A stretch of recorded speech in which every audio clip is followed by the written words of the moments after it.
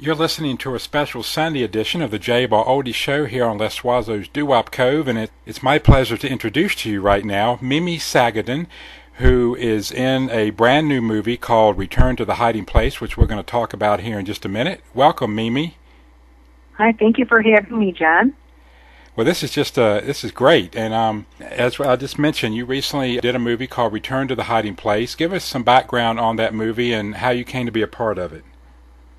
Sure. Well, it's Return to the Hiding Place is kind of a prequel to the story The Hiding Place, which is about Corrie Ten Boom and what she went through during the invasion of Hitler's army during World War II in the Netherlands. Return to the Hiding Place is from the point of view of the teenagers that were helping her during that time period, and specifically Hans Pole. He was a Dutch boy that was a friend of the family, and he went into hiding in the Ten Boom home. He was their first fugitive, if you will, and the reason he had to hide was because Hitler was also sending Christian Dutch boys to work camps if they did not join his army. So Hans Pole was a brilliant man. He was a physicist. He was engaged to be married, and he went into hiding in the Ten Boom home, and he wrote a book later on in his life called Return to the Hiding Place, and what it was like during that time period for teenagers to stand up for what was right. And so Corrie Ten Boom had a teenage underground army called I think they called the Rolls Royce, and they helped her hide these families and take them to different safe houses around the country. So it's a parallel story to the Hiding Place that was written in the 70s, but it is not from Corrie's point of view, it's from a teenager's point of view. And you play Corrie Ten Boom in this movie, correct?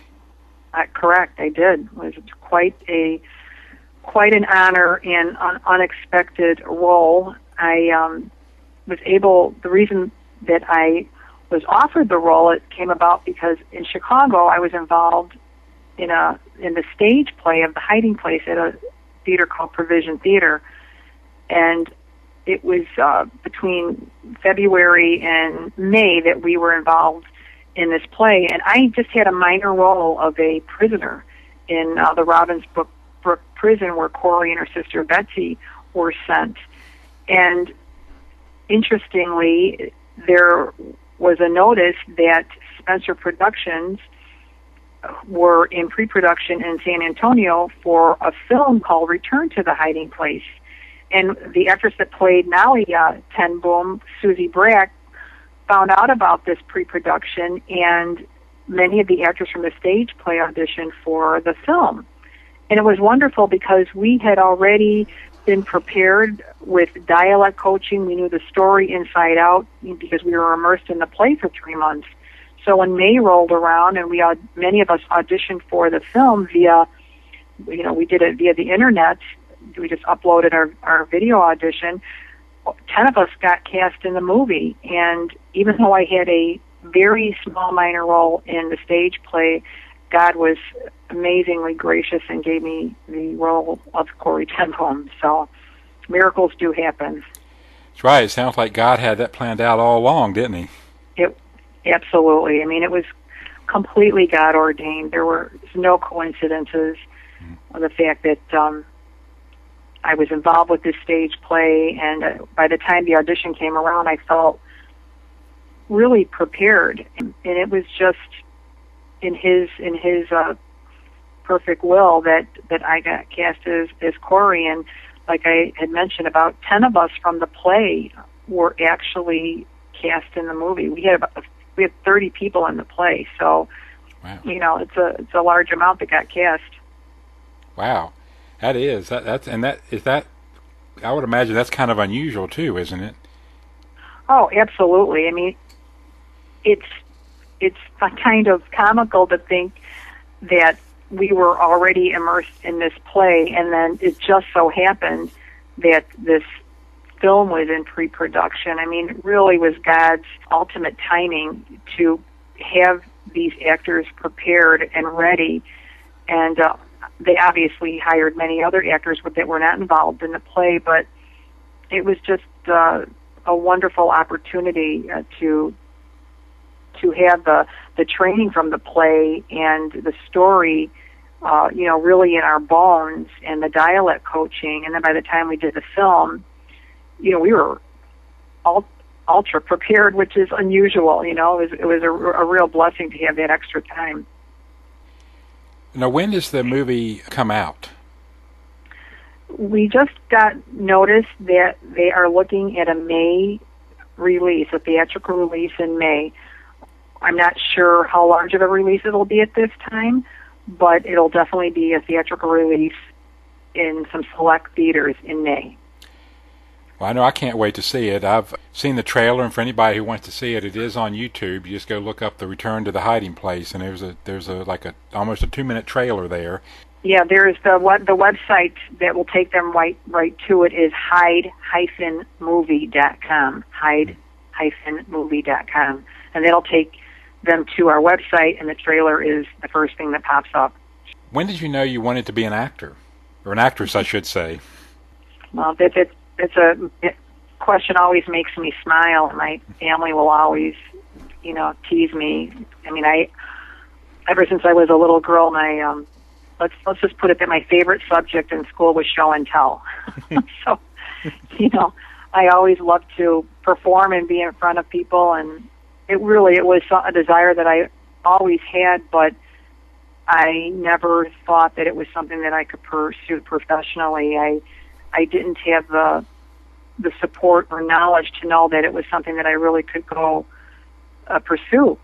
It wasn't until I was in my early 30s. It took many, many, many years for me to finally get some training, but the reason was I like to be around the arts, and so I volunteered at a Christian coffee house that did really fun, original musicals. They did biblical stories and created musicals that were really funny, but they had a great message and great music. And I was a hostess. It was called Nightlight, and it was here in Chicago. And one of my friends I became friends with one of the actresses, and it was her. She's my best friend to this day. Her name is Maggie Malone.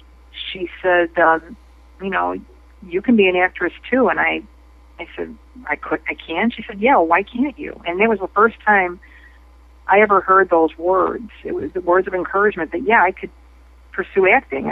Why not? I just always thought it was for somebody else, or that it was a little girl dream that wasn't a reality. And so she and I think a year or two later, we attended, it was called the Players Workshop of the Second City. It was a improv and acting training program for a year, and it was actually Second City's original training ground before they even had their conservatory. This is where Bill Murray went, Dan Aykroyd, Shelley Long, John Belushi. So it was a wonderful year-long program, and I've never been so fulfilled as I was attending that program and realizing that I can act. Not that I was so gifted. It was just that, yeah, you can pursue something. If you have the desire, go and pursue it. And we knew that it was something that God had placed the desire in our heart, and we just soared from there. And after that program, we co-founded a clean improv troupe called Mission Improbable, and we performed sketch comedies and improv for over 8 years around the Midwest. And we did clean comedy. Mission Improbable. I like the name of that. Is that that's like a spoof of Mission Impossible? Yeah. It was when the Tom Cruise movie first came out. This is over 20 years ago. So yeah, it was a spoof and spin-off of the movie title. Is comedy more fun to do than drama? Oh, absolutely. Okay. It's my favorite. But unfortunately, there's not a lot of good comedy writing, good clean comedy writing. And I challenge the audience and those writers to do some writing, that will bring some comedies to the screen. We need to laugh, and we need to to give stories and produce stories that make us hopeful, and that's what my mission is to produce stories and be involved in stories that bring hope to the culture and make people laugh. There's not a lot of that out there. The comedies that are out there are generally very dark. They're raunchy. Right. They always go for the easy laugh, but as I found, it's actually more difficult to do clean comedy because you have to be more intelligent in your writing. You don't always go for the easy, raunchy laugh. So it is a joy to do comedy. I mean, to be in an audience, to be performing for an audience and hear them laugh is such an amazing joy, that it brings to you as an actor, at least for me. Right. I really enjoy it.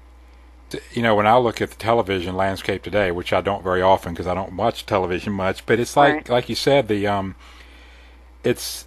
comedy is very vulgar. It's obscene, a lot of it. Even this is on network television nowadays too. And yeah, of course. I think it does make up for a lack of writing. Yeah, I think they run out of ideas. Yeah, nothing like the old Andy Griffith Show or Gilligan's Island, where they used to actually, have to work for a laugh. I know that those are programs that I sorely miss, and unfortunately, I don't know if the culture would even enjoy that anymore. But maybe I think that they would if we gave it to them. But we've dumbed down the writing, and I think that the audience has just become used to those dumbed down scripts. So we need to challenge them with something else. And there are very funny shows that some recent ones, like I think Everybody Loves Raymond was really funny and clean. I'll tell you, it's one of the few recent comedies that I felt comfortable watching, with my kids, and I love Patricia Heaton. She's a really great actress and a woman of God, and you can be funny and clean. It can be done. Are there any particular roles that you seek out? Well, I want to be involved with any stories that are positive and give a message of hope, whether or not that is a drama or comedy. So I will be particular about the roles that I select and agree to, as long as they do have a good message. I'm not saying that every project that I'm involved in has to, have a perfect message at the end, or be tied up with a bow at the end. But I do want to be involved with projects that I can be proud of. So I don't really, seek out any one particular genre or role. I actually prefer comedies, but I don't get many. Most of the success that I've had have been in dramas. But if I had a dream role or project to be in, it would be fun to be in like an epic gladiator type movie or Lord of the Rings, or something where there's elaborate costumes and great period pieces. And I do like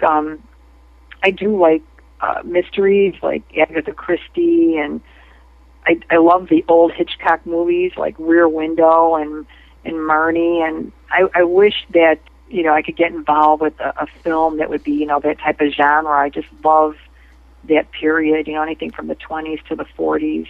Although Return to the Hiding Place was really very fulfilling because it did take place in the 40s and it was a period piece, and I feel like I did get to do a dream role already, which is just a total blessing from the Lord.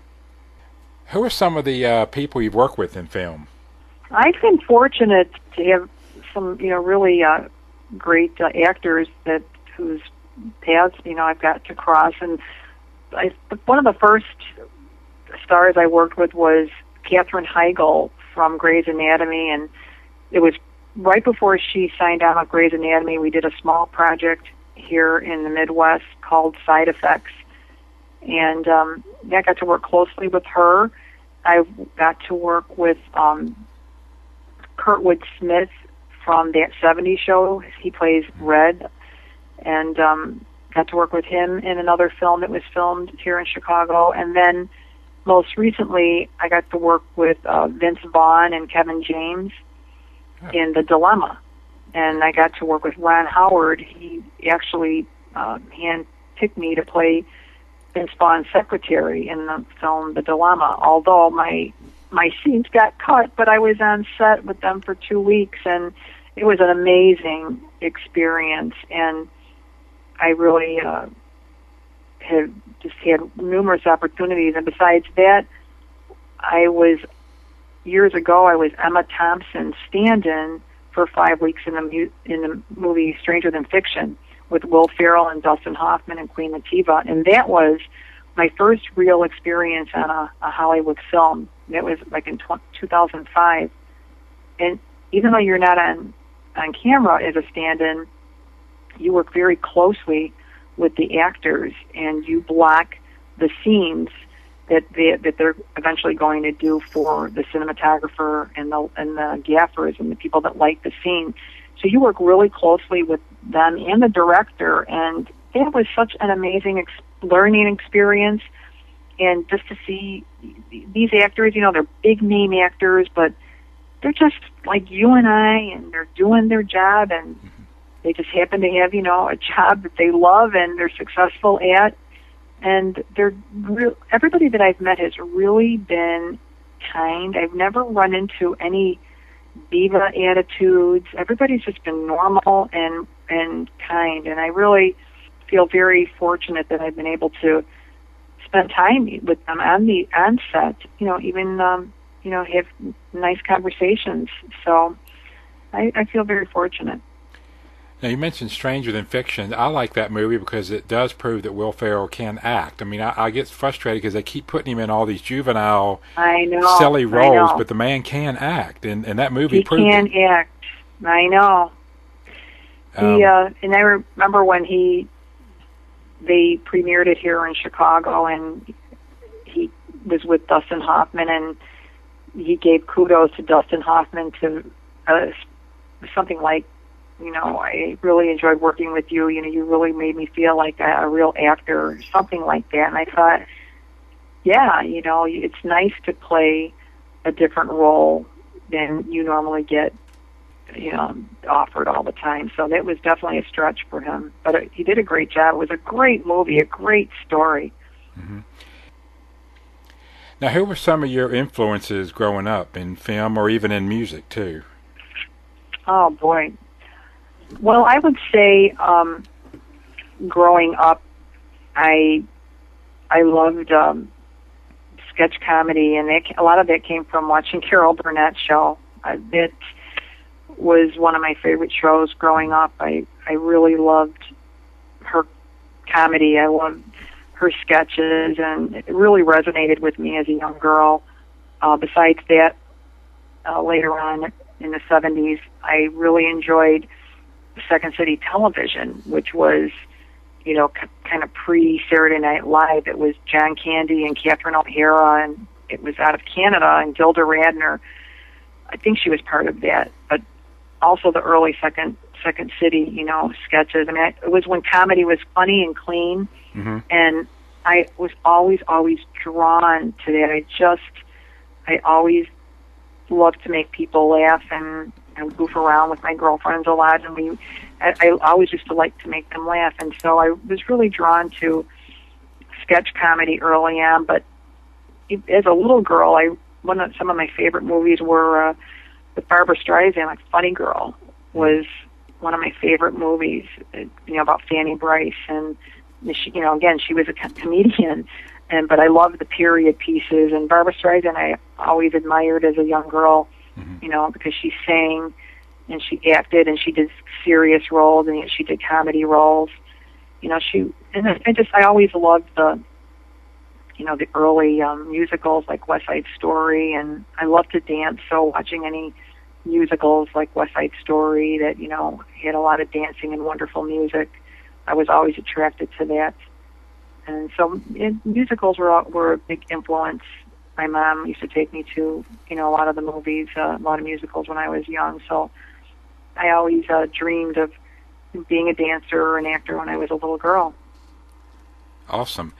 I just like to say I'm glad somebody else knows what SCTV is, because when I talk to people about that, nobody has any clue what I'm talking about. I love right? SCTV. Oh, that's good. I'm glad you do. Yeah, it was wonderful, wonderful. Oh, Eugene Levy just cracks me up. I mean, he can just crack me up with a facial expression. Oh, that was priceless. It was really clever. Oh, it was really, comedy was clean and it was really funny. Yeah. The golden age of television. We just don't see that anymore. Right. No, we don't. Unfortunately, we do not. Yeah. I always find it interesting to go on IMDb and read the biographies of the entertainers and see some of the trivia, and I found that on your page it lists you as a licensed barber. That's true. That is true, and I have been for many, many years. I was one of the first female barbers, licensed barbers in Chicago. It was a novelty to be a barber at the time.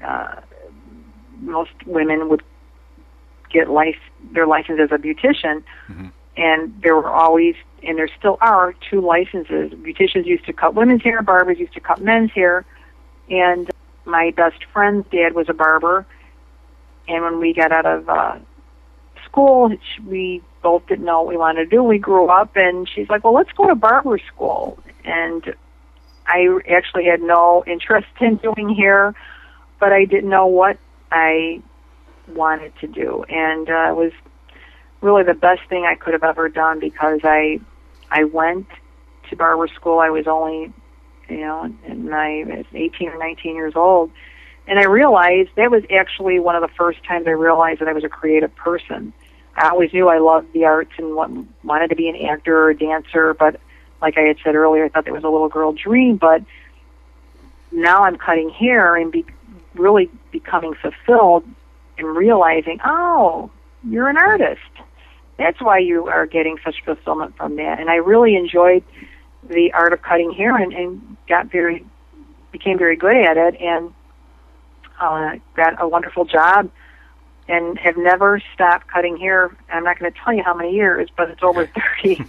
And it's been it was an amazing career for me, and many good things happened in barber school. I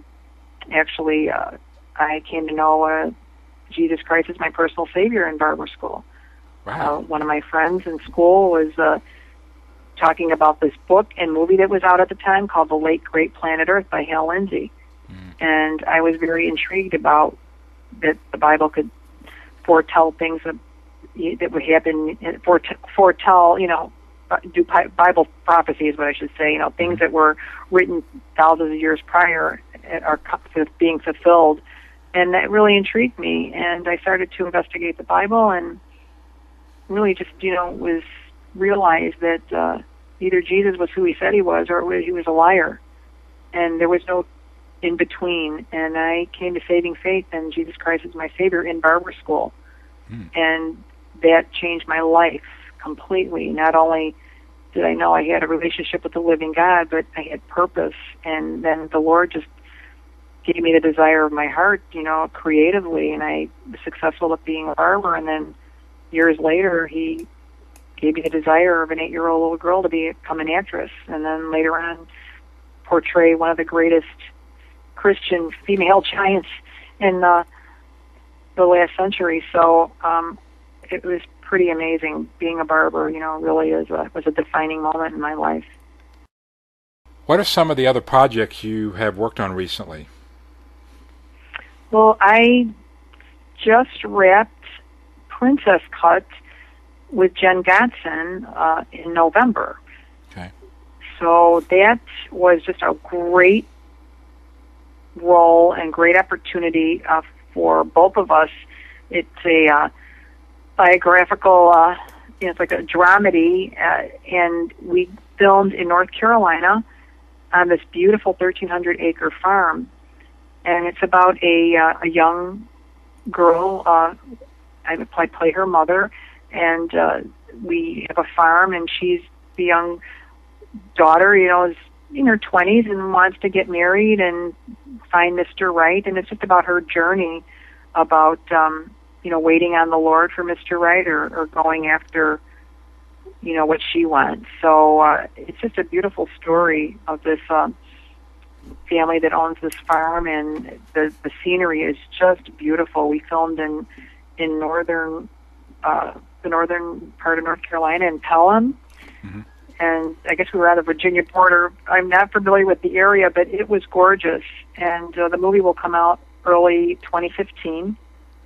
And Paul Munger and Sheila Munger were the writers and directors. And I had a wonderful crew of these great young filmmakers, many of them that attended a lot of these film festivals, particularly the San Antonio Independent Christian Film Festival last February. I attended it and met many of these people, and they, when I tell you that they're young, they're just in their 20s. They're the cinematographers, they're the gaffers, they're the script supervisors. But it was an amazing production, professional, phenomenal actors.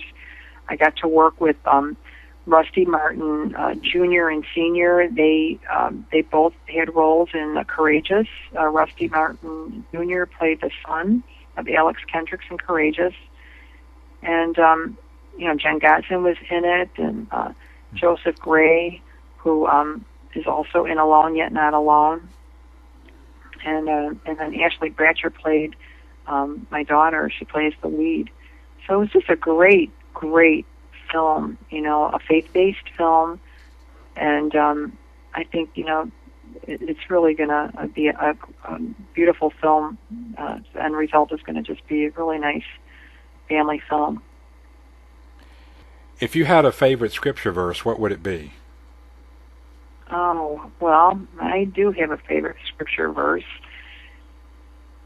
And, well, I have a couple of them, actually. The first one is Jeremiah 29:11. For I know the plans I have for you, declares the Lord. Plans to prosper you and not to harm you. Plans to give you a hope and a future. I love that verse. Just I do too. Resonates. But the other verse I felt was given to me a few years ago to really solidify my calling as an actor to Hollywood, as a missionary to artists, and it's Isaiah 43:19. I will make a pathway through the wilderness. I will create rivers in the dry wasteland. And that really resonated with me when I got that verse, that God will make a pathway through the wilderness. I feel like Hollywood and movies, are this wilderness, and I believe that He's raising up, Christian artists and actors and filmmakers to be the rivers in the dry wasteland. And I see it happening, and I'm really excited to see these strong Christian filmmakers rise up, especially the youth that I was telling you about, many of them who are homeschooled kids, which is just kudos to the homeschoolers. They're creative kids that love the Lord.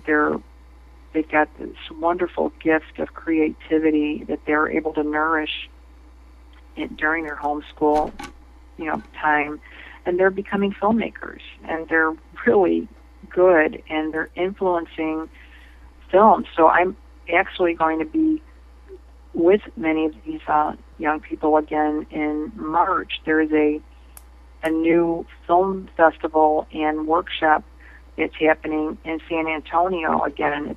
It's not the one that I mentioned earlier. This one's called the Christian Worldview Film Festival, and it's being held the second week of March. And it's 2 days of workshops, anything from filmmaking with using the camera to acting to raising money, and then at the end of the week they're going to show all the films that were entered and accepted into the festival, and then they're going to have an awards ceremony. So things are happening in the film world for for the greater good and for the glory of God. I've sensed that too, and of course part of it's because I've, since I've had my radio show these last several years, I've had God has really blessed me with some great interviews with people who are in the who are making Christian films, and it just does seem like that it's really bubbling up now, starting to bubble up to the surface for a lot of these films, and I think I almost hate to use this term, but it's almost like the battle lines are being drawn between the normal stuff we get out of Hollywood, which most of it can be blatantly anti-religious and anti-Christian, and the movies that are being made for the glory of God. So it's really kind of, there is no gray area anymore. It seems like it's black and white, one or the other. That's true. That's true. It is. The Christian films are finally, getting better, and they are looking, as good as a secular film. I mean, a lot of it had to do with, and still does, with the finances. I mean, it is difficult to make a film cheaply and yet have it look like a professional studio film. I mean, you really, the reason why films are expensive to make, it does take a lot of money to make them look good. And so, but with new camera technology, it is getting easier to make a film look really good, that doesn't take millions of dollars. But you don't want your Christian film or faith-based film to look less than. I mean, actually, our film should be the best, right? I mean, if we're connected to the creator of the universe, we should have the most creative and beautiful films out there. But it is a money issue most of the time. It generally is. But it is getting better that, we're competing. And it's kind of like Christian music, versus secular music, right? Our Christian music now is amazing. Right. We have more than 5 bands. Well, I remember in the early 80s when I was listening to music, it was, we had Petra and Amy Grant, Randy Stonehill, Michael W. Smith was just starting out then. That's right. But I loved all those bands, and now, there's so many I couldn't even begin to name them all. Isn't that the truth? Yeah. So that's exciting, and that gives me hope for the filmmakers that are out there. I think that it's going to happen. We're on our way. I see it. I mean, I see a real shift in filmmaking, in faith-based, family-friendly filmmaking. I see a real shift, and it's a new generation of filmmakers that are making it happen. I never thought that I would be the veteran, but now I am, and I see these 20-somethings, that are going forward, and they're brilliant, and I'm so excited that there is a new generation that is out there that wants to create films for the glory of God, and not, like I said, not every film needs to have a gospel message. We need to just be relevant. We need to draw people in, just with good stories, and to show them that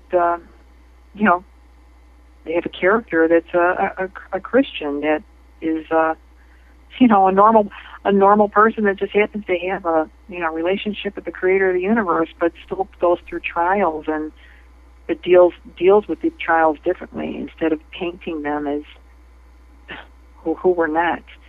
So I'm excited to see what the Lord is going to do in the near future with film. One of the best things I've seen, talking about the quality of films is getting better, is the Bible miniseries. They really did a good job with that. Have you seen that? I know. I'm very, very happy and excited about their boldness, Roma Downey and Mark Burnett. I'm just thrilled to see what they're doing. Right. And just because that had to be difficult to do, because you're going through all different time periods in the Bible and the sets that they built and everything else. That had to, I'm sure that cost a lot of money to put together. They did a phenomenal job. I was really impressed. Yeah. And their audience, the viewers that they got, it just shows that there is an audience that's hungry for Bible stories and for just good biblical truth. And so it's pretty obvious, Right. just the numbers show that there is an audience, that is interested in these kind of stories. So I'm really happy and excited that they're doing this too. And I think what they've done is cut down the series, and they're doing the Son of God movie. They're releasing a movie now that I think it has to do with. I think part of it is from what taken from the miniseries, and I don't know if they've added to it or just. I can just see taken where, like the last part. yeah, because I can see there was sure. so much footage of course that was the whole, they concentrated most of the middle part on Jesus, so I can see where they could take a portion of that and turn it into a movie. So Yeah, I think that's what they did, because I don't think they refilmed or reshot, right. but I'm glad that they're going to release it. And the actor they got playing Jesus, I think he just did a marvelous job of kind of portraying what you would imagine Jesus as being, a very loving person who, wanted to help people. He did a very good job. Yeah. Very good job. No, his performance was wonderful. Well, before we close, where can the audience get more information about you and about your movies? Well, they can look me up on the IMDb page, the Internet Movie Database page. Mm-hmm.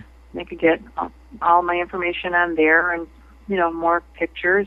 And then the movie for Return to the Hiding Place, the website again is hide-movie.com.